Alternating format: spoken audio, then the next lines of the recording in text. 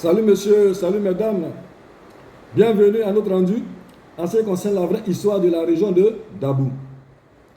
Je suis, pour ceux qui me prennent pour la première fois, Akpatok Marcelin, descendant en lien du roi Agbaye, fondateur du royaume de Boubouri Agbaye, devenu aujourd'hui la région de Dabou. Je suis héritier du trône, je suis chef des terres de la région de Dabou. Aujourd'hui, nous allons parler des Oboru. Les Oboru, c'est ce que les Germaniques ont nommé Boubouri. Mais leur nom indigène, c'est Oyo. Dans la région, on appelle ces personnes Oboru, qui n'a rien à voir avec le village de Boubouri, Grand Boubouri. On trouve les Oboru aujourd'hui dans le village de Bobora Agbaye, de son vrai nom, Boubouri Agbaye. Et nous allons parler des Odj, que les anthropologues français ont nommé Adjoukrou, qui est une race aussi, comme les Oyo. Les Odj étaient des Libériens qui ont été installés par les navigateurs européens sur les marchés des Oyo. Parce que jusqu'en 1853, les gros marchés des Oyo étaient Tiagba dans la baie de Kosrou, Toupa. Il y avait aussi, aujourd'hui on appelle Mopoyen, aussi la baie de Dabou. Et les Odj qui étaient installés par les navigateurs européens, c'est eux qui vont aider les Français en 1853 à commettre le premier génocide. Bien sûr, avec la complicité de certains peuples voisins. Donc, en récompense de ce qu'ils ont aidé les Français à commettre ce génocide, les Français vont donner l'exclusivité de l'intermédiaire du commerce de l'huile de palme aux Odj. Donc, les Odj, pour maintenir cette exclusivité, vont introduire leur langue Odj comme langue commerciale dans la région de Dabou. Nous trouvons cela dans l'ouvrage Les échanges commerciaux en pays Ozoukou, 1830 à 1898. En sa page 8. En sa page 8, il est bien stipulé que c'est les Oboru qui sont les premiers habitants de cette région. Et que la langue parlée aujourd'hui est une langue commerciale. Mais les Odj ont disparu, puisque suite à une malédiction de la princesse Aïe Baba, ces Odj qu'on pouvait trouver uniquement que dans le village de Bobori Agbaye, qu'on appelle Bobori Agbaye, ont disparu. Et maintenant nous allons parler des Adjoukrou, Adjoukrou ou Odjoukrou, qui est différent de ces deux peuples-là. Comme le professeur Foté Aris Memel pouvait dire, avec M. Tony Agré du village d'Ibroumou pouvait dire, que ceux qui sont venus de l'Est, de l'Ouest, du Nord, du Sud, et même ceux qui ont trouvé sur place ne sont pas Odjoukrou. Donc, cette population qu'on appelle Odjoukrou aussi, c'est une population qui a été installée par la France au cours de la colonisation. Et pendant ce temps, les Oyo avaient déjà commencé à se reconstituer, à reconstituer leur royaume. Et c'est Ayeb Djadj, mon arrière-grand-père, de qui j'ai hérité le trône, qui était le roi de la région. Et quand les Français ont commencé à repeupler cette région et à nommer des chefs, il s'est plaint.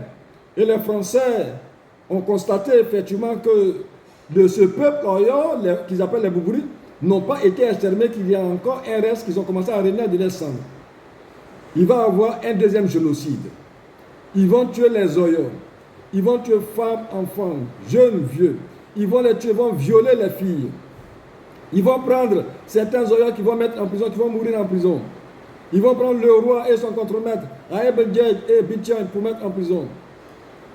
Quand ils vont les libérer de prison parce qu'ils étaient sur le point de mourir, une semaine après, Bitchan va mourir. Et mon arrière-grand-père, Ayeb Djadj, va sortir de prison avec des ulcères. Suite à ces ulcères, il va succomber quelque temps après. Et le repeuplement de la région va continuer. Jusque même après les indépendances. Les Oyo seront traqués. Être Oyo dans la région sera un crime. Ils vont fuir leur région. Jusqu'après les indépendances, les Oyo maintenant seront considérés comme ceux qui venaient du Nigeria ou du Bénin.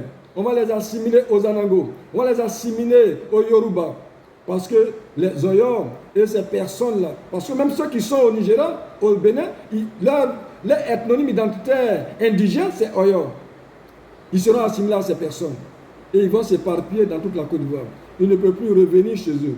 Et la région sera peuplée d'Abidji, d'Ebrié, d'Aladjan, d'Aïzi, de Bété, de Guéré, de Yakouba, de Baoulé, et même des populations venant du nord, sauf les autochtones qui n'ont pas le droit de citer sur les terres. Ils vont créer des villages sur les terres des Oyo. Ils vont créer des villages. Et ces villages, ils vont les distribuer nos terres pour des raisons d'économie de plantation. Dans le village, dans la capitale, Boubouri Agbaye, où était même le roi, mon arrière-grand-père qui est décédé, on nous chasse de ce village. À plusieurs reprises, on nous a chassés de ce village. Mais nous avons décidé de ne pas partir de ce village. On nous a menacés de mort. Suite à ces menaces, ma mère, j'étais obligé de prendre une maison à Toupa pour loger ma mère parce qu'elle était traumatisée. Ils ont pris de force nos terres, ils ont fait des lotissements, ils ont commencé à construire. Et quand on veut même un lopin de terre, on nous dit qu'on n'a pas droit de terre. J'ai forcé, ce n'est qu'en 2022 que j'ai forcé, j'ai commencé à faire un certificat foncier sur une parcelle de 7 hectares environ. L'actuel chef de village, qu'on appelle Egakpa Marcelin, qui est un Nzima, je précise un Nzima, et des Aïzi qui sont autour de lui, m'ont dit de plier mes terres, de mettre sur mes épaules et d'aller vivre sur l'eau avec mes terres. En sciences publiques, au milieu du village. Et que si je ne pliais pas mes terres pour aller vivre sur l'eau avec mes terres, ils nous arrachaient nos terres. Joint là, à la fois, ils ont failli tuer mon neveu. J'ai porté plainte à la gendarmerie.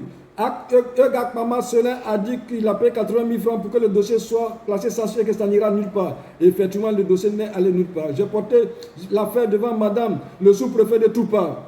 Elle est en train d'instruire le dossier quand elle a été affectée. Mais celle qui est venue, la première chose à faire, sans même faire une visite dans ce village, la première chose à faire, c'est d'aller installer Egakpa Marcelin comme chef de village.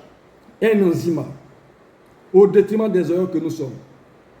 Mon peuple est éparpillé dans la Côte d'Ivoire, même à l'extérieur de la Côte d'Ivoire.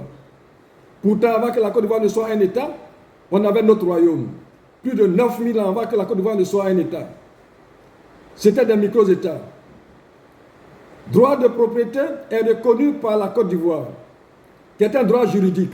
Une possession n'est pas un droit juridique. C'est pourquoi je demande à l'État de Côte d'Ivoire d'organiser cette rencontre contradictoire, afin qu'on puisse se situer les responsabilités et que les Oyo puissent rentrer chez eux. C'est chez eux, c'est la terre de leurs ancêtres. C'est la terre de leurs ancêtres. Ils n'ont nulle part où aller. Ce ne sont pas des Anango ni des Yoruba. C'est des Oyo qu'on appelle ici les Oboru. Eux-mêmes, ils reconnaissent que les Oboru sont les premières personnes installées sur nos terres. Aujourd'hui que nous sommes. Les terres appartiennent à Oboru et non au Adjoukrou ni au Adjoukrou. C'est pourquoi j'interpelle l'État de Côte d'Ivoire d'organiser cette rencontre contradictoire afin que mon peuple puisse rentrer à la maison. C'est de mon devoir en tant qu'héritier du trône de faire mains et pieds pour que mon peuple puisse rentrer à la maison. Je vous remercie.